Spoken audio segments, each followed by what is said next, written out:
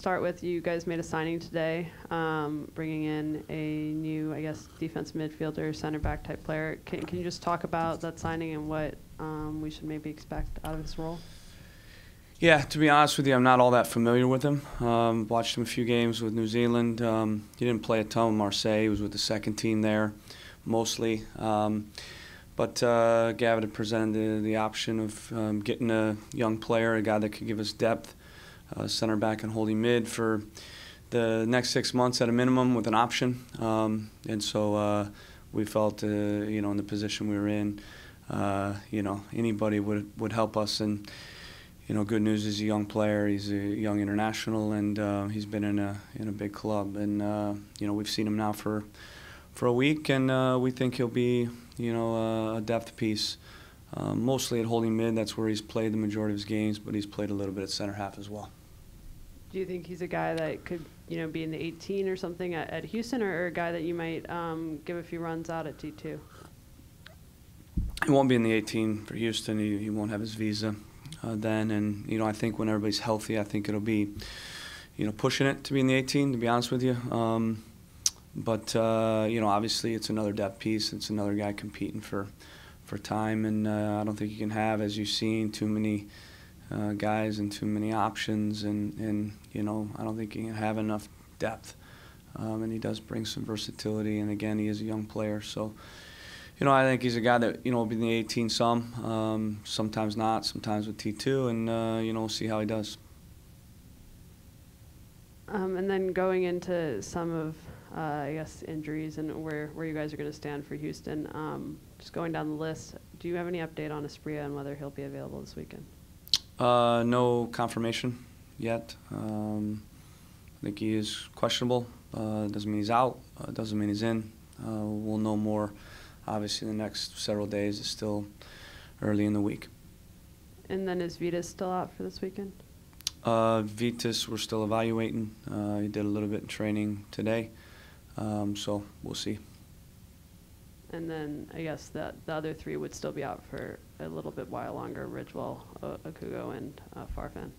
Yeah. Those three guys are definitely out. We're hoping to get them back into training late next week. Moby Okugo is another one who's kind of on a similar path as Vitas. He did a little bit today on the pitch, and with those two guys in particular, they could factor in, but we don't know for sure yet. And you have to analyze the fitness as well, if their health is good. So it's tough sometimes to have those confirmations midweek. But as we get closer, we'll make those decisions. We may even travel a couple of these guys just to give us some cover, because we have obviously the Gold Cup final tonight, and the plan is to fly Alvis and Darlington and Maddox all to Houston the day after the game.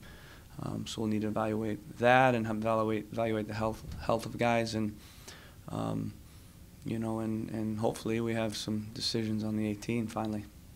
In terms of the starting lineup, do you think players like Maddox, Powell, Nagbe would be potentially options for the starting 11, given that they'll be coming off short rest and a tournament where they've been playing a lot of games?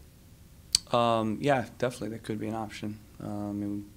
These other guys that have been here with the Timbers have been playing a lot of games too, so it's really no different. Coming off a Wednesday, Saturday, Wednesday, Sunday, whatever it is, or even a 3 and 8, or we've had at times a 4 and like a 13. You're capable of doing that, so they could be an option, but I'll have to watch the game tonight. We'll have to evaluate them in Houston on Thursday and see how they feel, and then we'll make those decisions. In terms of the game tonight, is it kind of going to be a little exciting for you? Not only is you're going to be able to watch Nagbe go against Powell and Maddox, but you have two former players with Villafaña and Jermaine Taylor there as well. It's kind of like a Timbers reunion.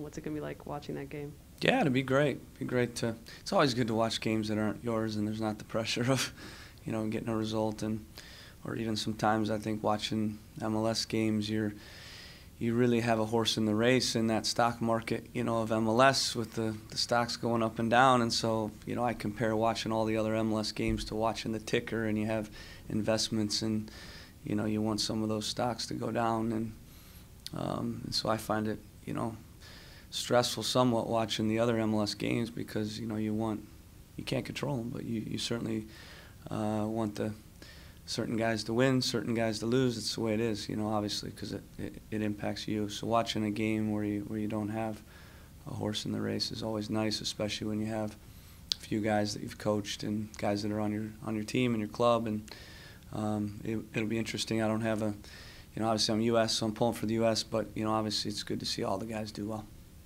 And then going to this weekend, you guys are obviously coming off a huge victory at Vancouver, probably carrying some momentum from that. But heading to Houston, they haven't lost there. It's a difficult place to play with the weather factors. What are going to be the keys for you guys in being able to get a result there? Yeah, well, you said it, momentum. I think it's important that we build off the last game and look to string together multiple wins in a row because we've dropped some points over the last 6 games. So we need to make up for that, and it is just one game. Obviously, I say that after losses as well. I'll say it after a win. It's one game, and it's a good performance. It's a great result and performance, which is ideally what you're looking to always get out of every game is a good performance and result, getting the two together. And we got that. And now we start to get a little bit healthy. We get some guys back. And I think we'll be in a better position, or at least, from a health standpoint, a better position going in the game where we have options and we can go with even a stronger group. But really pleased with the last game. Obviously, we know the challenge of Houston. We respect their team immensely. We've already played them this year. They showed their firepower in our game by scoring, 2 goals, really in the way that they score goals. So we know firsthand, and we sensed it, how they play, and yet it was good also to show that we could handle that and manage it and come up with a result. But we scored first. They scored 2 goals, 2-1, and then we came back, obviously, in the match. And I think that was kind of the epitome of what they look to do, and playing on the break and, having their wingers basically cheating and then popping up, and trying to create numbers on the counter. And, it creates a game that's, can be tense and nervy and scary at times because they've got some really electric players on their team. And they've, I think everybody says the same thing every game. They know what they do, but stopping it's a different story. It's a real cat and mouse, because you can hurt them a little bit with the way they play, but also they'll hurt you right back immediately. And with Torres and Kyoto and Elise looking to most likely be back in the lineup now, I would say their ability to play their style, their system, and execute is even more dangerous with those three players in the league, and for sure they're 3 of the best, front 3 in the league. It's not, maybe early in the year we talked about them and we said, okay, well maybe this is, going to run out, but they've shown it. They've been consistent all year, and now they've shown they can win on the road and beating DC. But at home all year, they've been very good and they're unbeaten. So we know the challenge. We respect them. But also we're going to go in there hopefully looking to do certain things and looking to hopefully be the first team to knock them off. Caleb, can you just talk about what Roy Miller's meant? I mean, it was an important signing for depth when you made it. It's proven its value, but last game obviously it left back. Just talk about how important he's been and how he's been able to be so successful.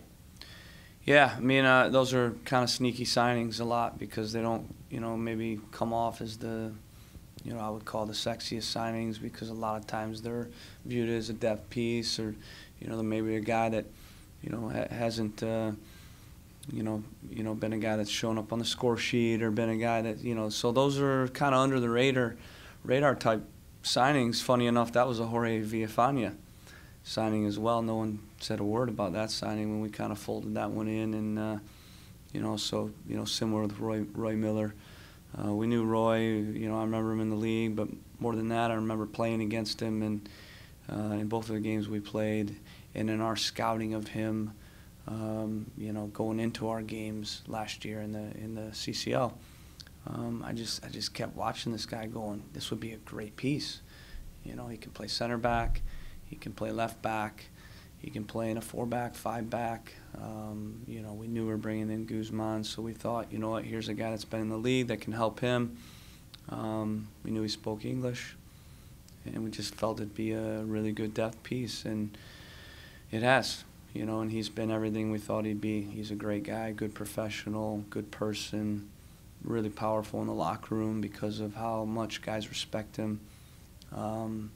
He's not been a depth piece. He's been a starter pretty much all year, and I'm not sure we'd be where we're at without him.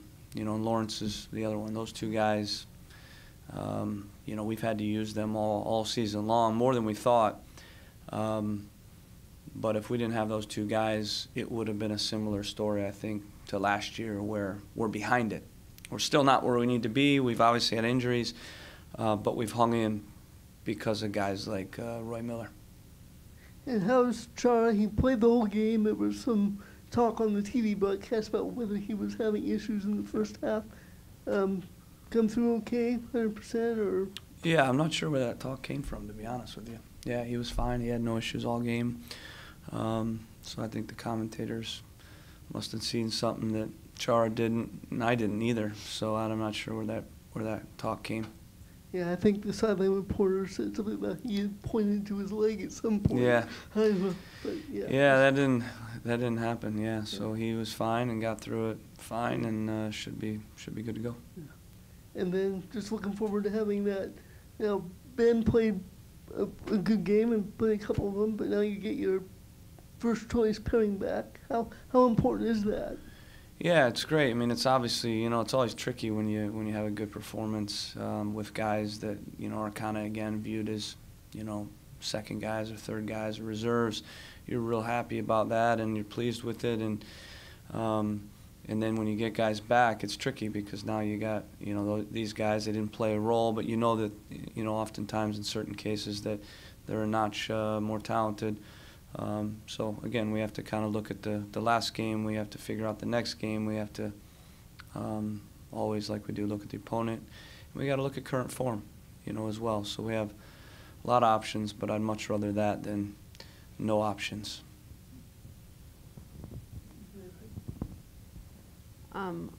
Another player, Mabiala has obviously had 2 games. That's not a ton of time to evaluate him, but just in what you've seen, the Vancouver game might have been a little bit difficult, or sorry, the RSL game might have been a little bit difficult, but what you see in Vancouver in the last 2 games, what have you thought of his performance so far? Yeah, very good. I mean, obviously, I said it. We probably played him in that RSL game earlier than we wanted to, but we had no choice, and we were worried and following it up after that game. You know, and looking at his ability to play 2 90-minute games in a really short window because he's been out basically 7 weeks, you know, or 7 weeks. It's been 7 weeks since he played his last game, so that's difficult. Again, you know, I don't know if people realize that for him to go in, new team, new players, new league, new surface, new opponents. And, you know, just try to learn that all on the fly, you know, and not really being 90 minutes fit for him to play in the RSL game and do what he did, and then obviously follow it up and play even better in the next game on a short turnaround, I think says what type of guy he's going to be. It's nice to have some durability in a guy with an experienced player.